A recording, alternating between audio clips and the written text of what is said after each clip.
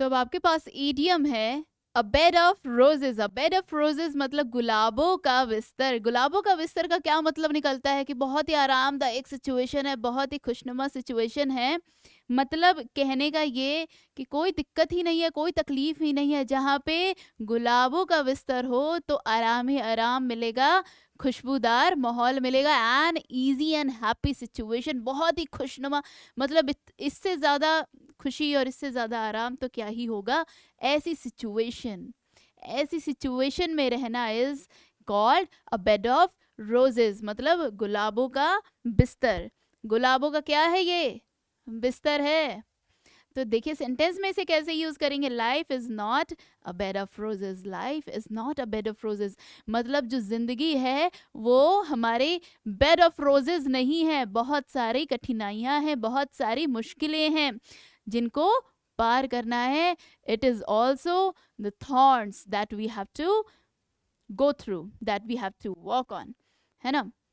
तो सिर्फ bed of roses ही नहीं है हमारी लाइफ में। बेड ऑफ रोजेज मतलब सिर्फ हैप्पी सिचुएशन है, मतलब खुशी खुश है, सिर्फ लवी डवी है, तो ऐसा नहीं होता है। नेक्स्ट देखते हैं, हमारे पास ईडियम है अ बी हाइव। अ बी हाइव का मतलब क्या होता है? कभी छत्ते को देखा है आपने? मधुमक्खी का जो छत्ता होता है वो क्या होता है?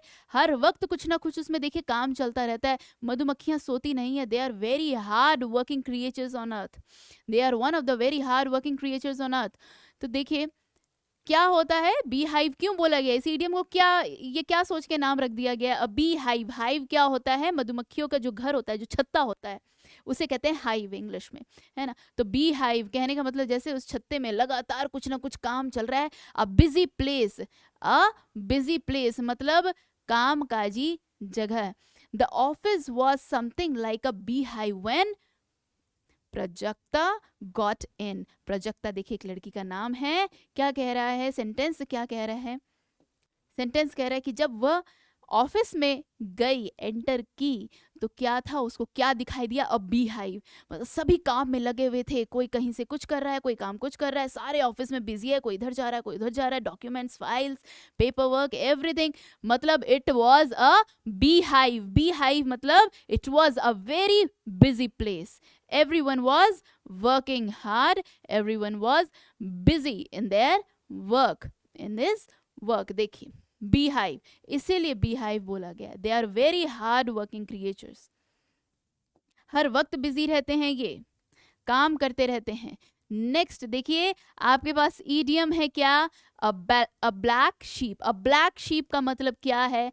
जहां पर सभी अच्छे हैं, जहां पे सभी सभी देखिए फिजिकल सेंस में अगर समझे, सभी वाइट हैं, उनमें से एक बीच में ये आ गया है हमारा क्या? Black sheep.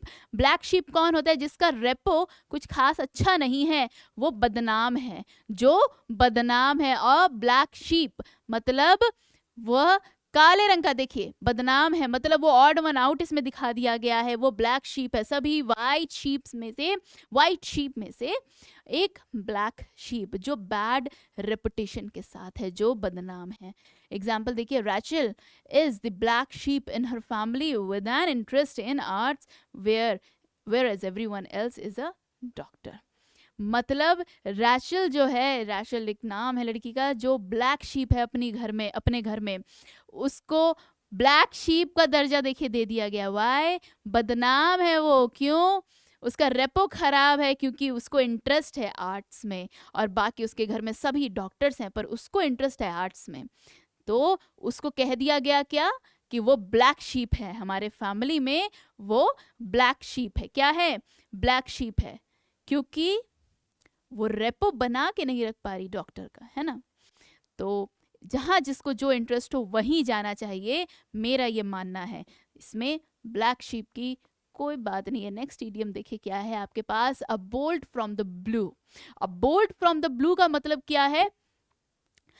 हमने अभी एक इडियम किया था, out of the blue. Out of the blue, out of the blue मतलब अचानक से कुछ हो जाना। अब बोल्ट फ्रॉम द ब्लू मतलब अचानक से किसी का आ जाना या कुछ हो जाना, लेकिन अनएक्सपेक्टेड अनप्लेजेंट इवेंट की बात हो रही है, जो हमें अच्छा नहीं लग रहा है, जो सुख नहीं दे रहा है, जो प्लीजिंग नहीं है, जो अनप्लेजेंट है, जो बिल्कुल भी बर्दाश्त के लायक नहीं है, या फिर कह सकते हैं कि जो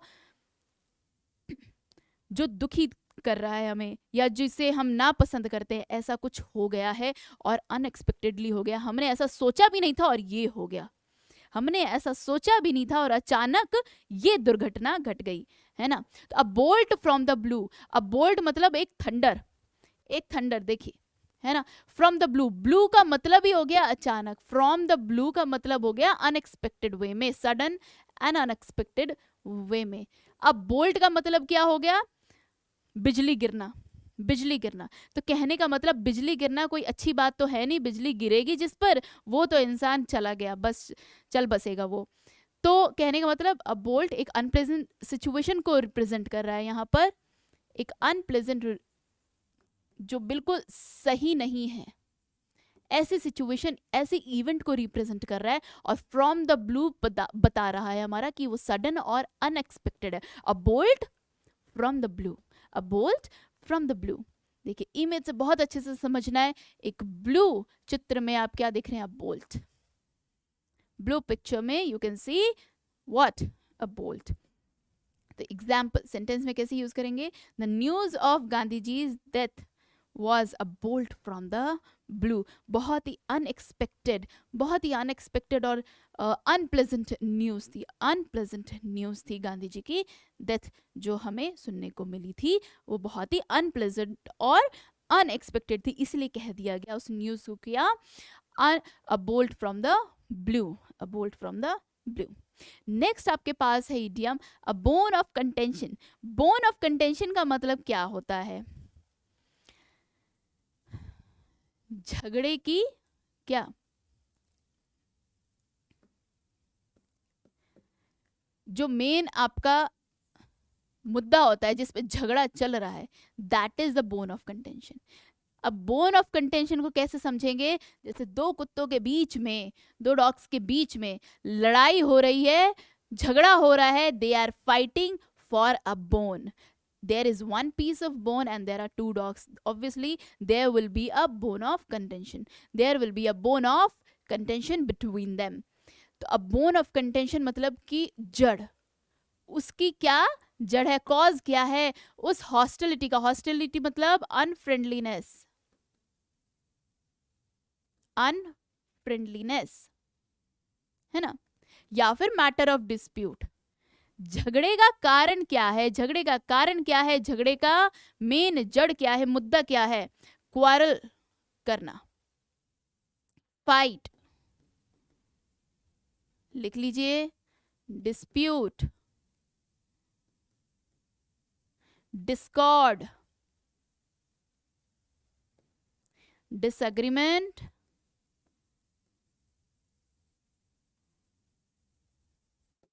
अनहार्मोनियस, there are many words.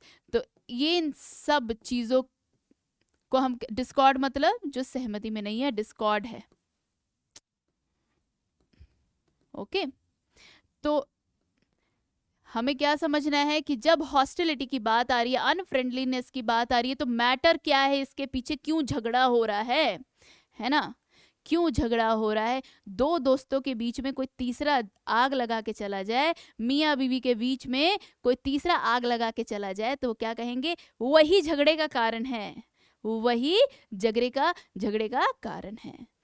The property was a bone of contention among the sons, मतलब बेटों के बीच में जो प्रॉपर्टी था वही मेन कॉज था, वही मेन जड़ था लड़ाइयों का, झगड़ों का। The property was a bone of contention among the sons, बेटों के बीच में झगड़े का कारण क्या था, property.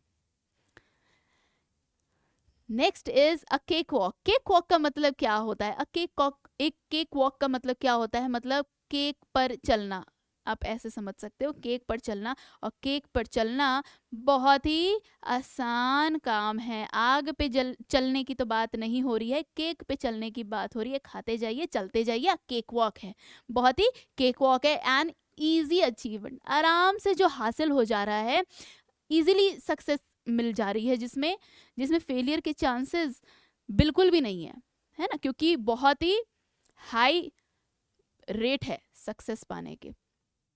An easy success, an easy achievement, achievement. Correct. तो बहुत इजीली कुछ आपको जब मिल जाता है तो क्या कहते हैं, या फिर इजीली जब आप कुछ सीख जाते हैं, कोई भी चीज़ आप अगर आप लर्न कर ले रहे हैं जल्दी, जैसे डांस फॉर्म कोई आपने जल्दी से लर्न कर लिया तो कह सकते हैं it was a cake walk for me. Learning dance was a cake walk for me. आप कह सकते हैं कुकिंग आपने सीख ली, it was very easy for you to learn how to cook, तो you can say cooking was like a cake walk for me। तो आप कैसे एग्जाम्पल में यूज कर सकते हैं, this game is a cake walk. ये गेम कोई गेम है, यूं मैं जीत लूंगा, यूं मैं जीत लूंगा, मतलब बहुत ही आसानी से जीत लूंगा और जीत के ही रहूंगा। बहुत ही केक वॉक है। Life isn't a cake walk. जिंदगी केक वॉक नहीं है, आरामदायक नहीं है। आराम से आप सब कुछ हासिल नहीं कर सकते। आपको कोई एग्जाम क्रैक करना है, एक क्लरिकल एग्जाम भी क्रैक करना है, तो बिना मेहनत के आप क्लरिकल भी नहीं क्रैक कर सकते, ये बात आप जान लो। बिना मेहनत के छोटी रैंक का पोस्ट भी आपको नहीं मिल सकता है। इसलिए कोई भी नौकरी हो, कोई भी पोस्ट हो, उसको कम नहीं आंकना है, उसको बी लिटिल करके नहीं देखना है, छोटी नज़रों से नहीं देखना है। हर चीज़ में मेहनत लगती है, हर चीज़ अचीव करने में मेहनत लगती है। Life isn't a cake walk, life is not a bed of roses, ध्यान रखना है ना। देखिए नेक्स्ट आपके पास है a chip off the old block. A chip off the old block का कहने का मतलब क्या है, जैसे कोई पुराना ब्लॉक है, let's say this is a block, एक क्यूब है, उसका एक छोटा सा चिप, तो उसके जैसा ही होगा ना, तो उसके जैसा ही होगा, उसी का चिप हम निकाल रहे हैं, दैट मीन्स उसी का। तो a chip off the old block, एक ओल्ड ब्लॉक का छोटा सा चिप जो उसी की तरह होगा, उसका कॉपी तो होगा, छोटे साइज में होगा। A chip off the old block का मतलब है N experienced old man. N experienced old man कहने का मतलब क्या है, कॉपी करना कह सकते हैं। What does a chip of the old block mean? मतलब पूछ रहा है क्या, ये पूछ रही है बच्ची कि chip off the old block का मतलब क्या होता है। तो क्या बोल रही है उसकी माँ, that in the family there are 2 jerks instead of 1। मतलब क्या है कि मेरे परिवार में एक जर्क नहीं 2 हैं। मतलब a chip off the old block. Example में कैसे कैसे इसे यूज कर सकते हैं, mister Mehta was a chip off the old block. A chip off the old block, correct. Double F लगाना ना भूलें। ऑफ मतलब हट के, जब अवे का सेंस आता है, जब अवे का सेंस आता है, फ्रॉम का सेंस आता है, सेपरेशन का सेंस आता है, तब हम क्या लगाते हैं, chip off, chip off the old block, उससे हट जाने का सेंस दे रहा है हमारा। नेक्स्ट है आपके पास a close fisted person. A close fisted person कैसा पर्सन होता है, वो क्या होता है, माइजर होता है। वो क्या होता है, स्टिंगी होता है ना, पार्सिमोनियस,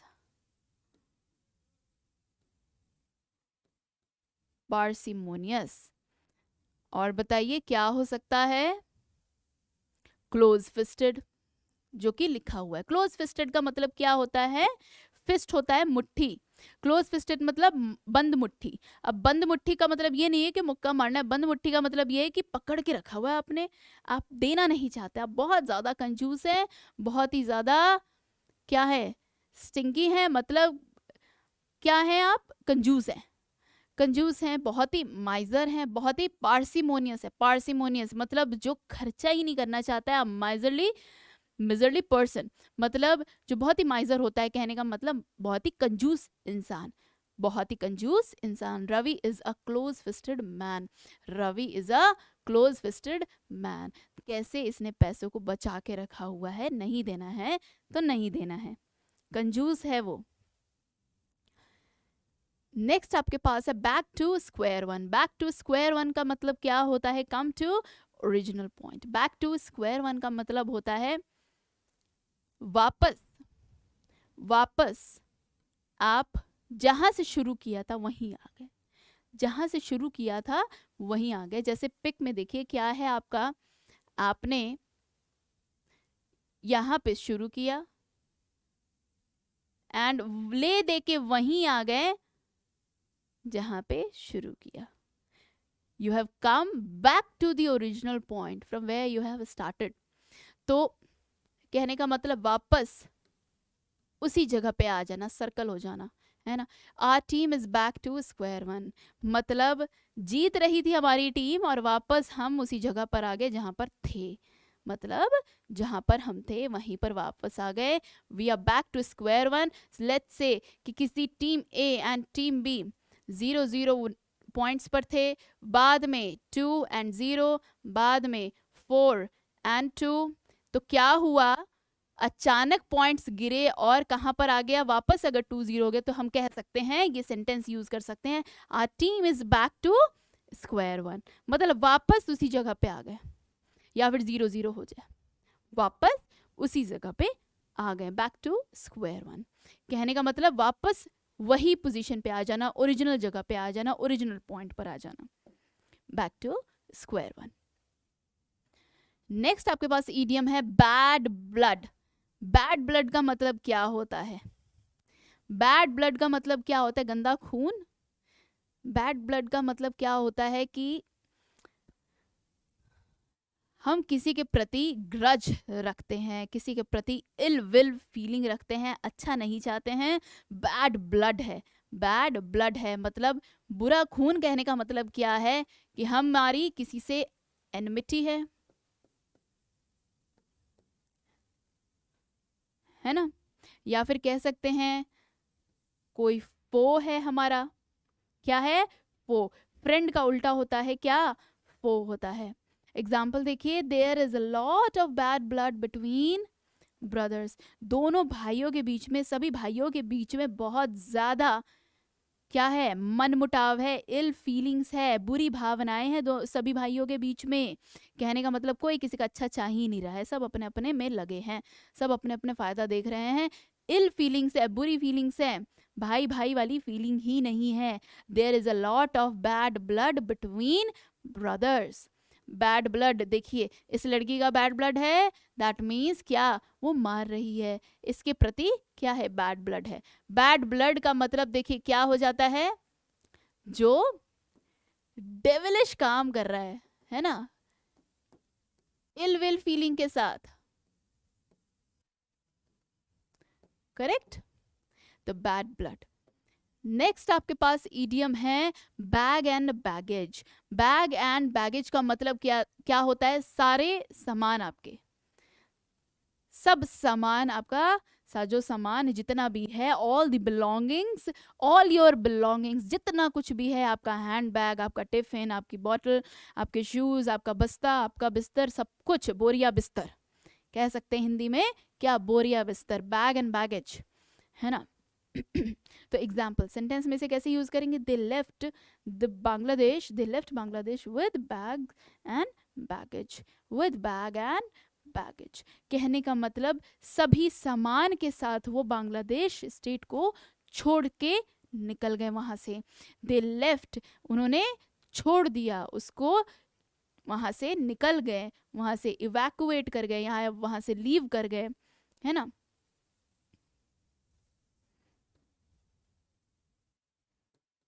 लीव कर गए, लीव करना, वहां से हट जाना। विद बैग्स एंड बैगेज कहने का मतलब सभी सामान के साथ वो वहां से देश छोड़कर निकल गए, अपना देश छोड़कर निकल गए। देखिए सारा सामान जो भी होता है ना, सब कुछ आपका क्या होता है? इसके लिए ईडियम है बैग एंड बैगेज। एक ईडियम है इसके लिए, क्या? Bag and baggage. नेक्स्ट आपके पास है batten down the hatches. Batten down the hatches कहने का मतलब अब तैयार हो जाओ मुसीबत झेलने के लिए। अब तो तुम अपने आप को प्रिपेयर कर लो, कमर कस लो, मुसीबत बहुत जोरों की आने वाली है। Batten down the hatches, batten down the hatches मतलब क्या है? Prepare for a difficult situation. We had better batten down the hatches here as the storm is coming। हमें बैटन डाउन दी हैचेस, हमें प्रिपेयर कर लेना चाहिए था, हमें इससे बेहतर कि प्रिपेयर ही कर लेना चाहिए था जब तूफान आने वाला था। जैसे ही तूफान आने वाला था हमें प्रिपेयर कर लेना चाहिए था खुद को। इस मुसीबत, इस तूफान से लड़ने के लिए, जूझने के लिए हमें प्रिपेयर करना चाहिए था हमें। एक्सटेंडेड फोरकास्ट क्या है कि भाई यहाँ पे क्या होगा, टोर्नाडो आने वाला है, टोर्नाडो आने वाला है तो घर उखाड़ के ले जाएगा, सारे सामान उखाड़ के ले जाएगा। Prepare yourself, batten down the hatches, batten down the hatches, अपने आप को प्रिपेयर कर लो। नेक्स्ट आपके पास ईडियम है be an old hat. Be an old hat मतलब क्या है? बी एन ओल्ड हैट का मतलब है टू बी आउटडेटेड। अब पुराने हो गए हो तुम, अब वो टोपी जो पहनते थे वो फट चुका है, घिस चुका है, अब पुराने हो चुके हो तुम। कहने का मतलब अब जो आप अपने माथे पर रखते थे, जो आप कैरी करते थे, अब आप पुराने हो चुके हो। देखिए कैसे पहचानेंगे कि जो आप कैरी करते थे वो देखिए घिस चुका है, क्योंकि आप भी अब पुराने हो गए, आउटडेटेड हो गए हो। मतलब क्या है, देखिए, centurion mister Baweja has been an old hat to his family. अब ये आउटडेटेड हो गए हैं अपने परिवार में भी, अब ये सेंचुरियन नहीं है, अब जो सेंचुरी मारने वाले ये सेंचुरियन नहीं रहे, अब ये आउटडेटेड हो गए हैं। अब क्या हो गए हैं? आउटडेटेड हो गए हैं, मतलब पुराने हो गए हैं। किसी ट्रेंड के लिए भी कह सकते हैं, किसी इवेंट के लिए भी कह सकते हैं, फॉर अ पर्सन के लिए भी यूज कर सकते हैं, फॉर अ थिंग के लिए भी यूज कर सकते हैं। To be an old hat person के लिए यहाँ पे कहा जा रहा है to be an old hat. कहने का मतलब पुराना हो जाना, ट्रेंड में, जनरेशन की बात होगी, अचीवमेंट में बात हो गई, हर किसी चीज में। नेक्स्ट है to be the devil's advocate. To be the devil's advocate, to be the devil's advocate का मतलब क्या होता है कि to present a counter argument just for the sake of it. मतलब बस इसीलिए क्योंकि आपको बहस करनी है, आप बहस कर रहे हो। मतलब कुछ लोग जैसे आदत से मजबूर होते हैं, बहस करनी ही है, तो बहस करने के लिए, सिर्फ उस चीज को पूरा करने के लिए, अपना खाना पचाने के लिए आप काउंटर आर्ग्यूमेंट कर रहे हो। आप क्या कर रहे हो? जबरदस्ती बहस कर रहे हो। आप काउंटर मतलब तर्क रख रहे हो आगे, काउंटर आर्ग्यूमेंट कर रहे हो। एग्जाम्पल देखिए, Ramesh is the devil's advocate with anyone.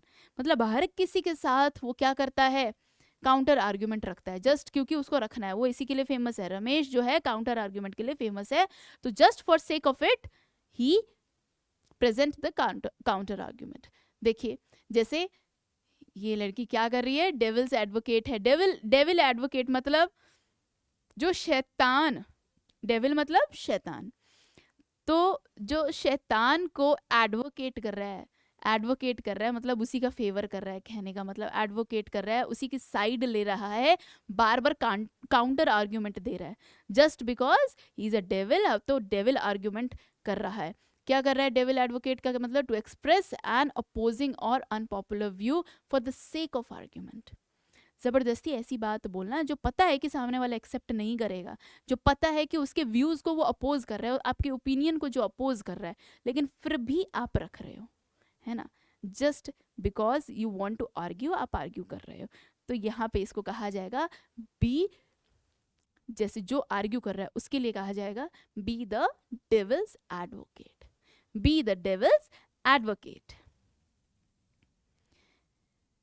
Next आपके पास देखिए वर्ड है क्या? Be left in the lurch. Be left in the lurch. Lurch का मतलब क्या हो गया कि अलोन, अकेले, अलूफ, है ना? estranged, alienated, be deserted when one is in trouble, be deserted, to desert, देखिए, है ना? और क्या हो सकते हैं, क्या क्या समझ में आ रहा है? तो क्या कहने का मतलब है? अकेले छोड़ देना किसी को, क्या करना? डेजर्ट कर देना, अबैंडन, क्या कर देना? अबैंडन कर देना, छोड़ देना, किसी को अकेला रास्ते में छोड़ देना। Be deserted when one is in trouble, जब कोई मुसीबत में है, जब पता है कि हेल्प चाहिए और आपने उसको तभी वहां पे त्याग दिया, छोड़ दिया, अबैंडन कर दिया, डेजर्ट कर दिया। आपने हेल्प नहीं की, आपने क्या नहीं की, हेल्प नहीं की, आपने डेजर्ट कर दिया, उसको अबैंडन कर दिया, अलोन कर दिया, अलूफ कर दिया, उसको ईस्ट्रेंज कर दिया, एलियनेटेड कर दिया। जहाँ पे एलियन फील हो रहा है, जहाँ पे फेमिलियर फील नहीं हो रहा है ना। तो एग्जाम्पल कैसे करेंगे यूज इसको सेंटेंस में? Shome's advisers left him in the lurch in such a drastic situation. मतलब एडवाइज़र का काम क्या होता है कि जब भी कोई सिचुएशन ख़राब हो रही है तो एडवाइस करना, सही सलाह देना और सही रास्ते पे ले जाना, चाहे वो बिजनेस में हो चाहे किसी भी चीज़ में हो। तो यहाँ पे उसने लेकिन क्या किया, उसके एडवाइज़र ने उसको अकेला छोड़ दिया, ऐसे गंदी सिचुएशन से झेलने के लिए, से जूझने के लिए उसको अकेला वहाँ पर छोड़ दिया। एडवाइज़र ने अपना काम नहीं किया। अब जैसे ये जो एस्ट्रोनॉट है ये स्पेस में अकेले छूट गए हैं, he is left in lurch, he is left in the lurch. Example दे, अब देखिए नेक्स्ट आपके पास ईडियम है कॉल स्पेड अ स्पेड। अब स्पेड का मतलब क्या होता है बेसिकली, देखिए स्पेड आप इसे भी कहते हैं, स्पेड आप कहते हैं जिससे आप ग्राउंड में खोदते हैं ना। तो एक तो ये होता है आपका जो कार्ड्स होते हैं,